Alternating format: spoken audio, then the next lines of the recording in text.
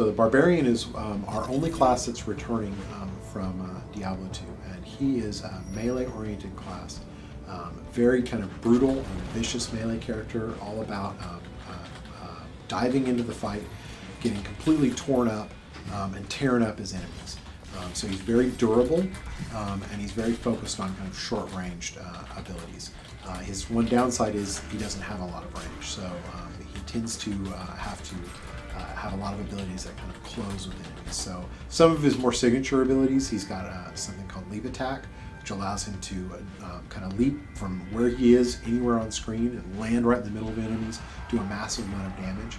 And that also generates a lot of fury, which is the resource that kind of fuels what he does. He also has an ability called Ancient Spear, which allows him to throw this spear attached to a chain and hook an enemy and pull them into him.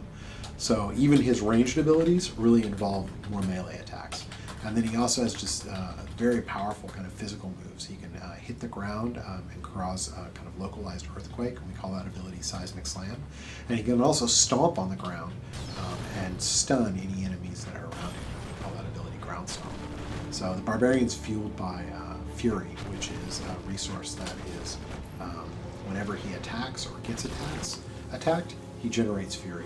And he uses those for like really, really powerful attacks, but he also has some skills that will generate Fury in big chunks or small chunks. So part of building a good Barbarian is getting a good balance of Fury generators and Fury spenders.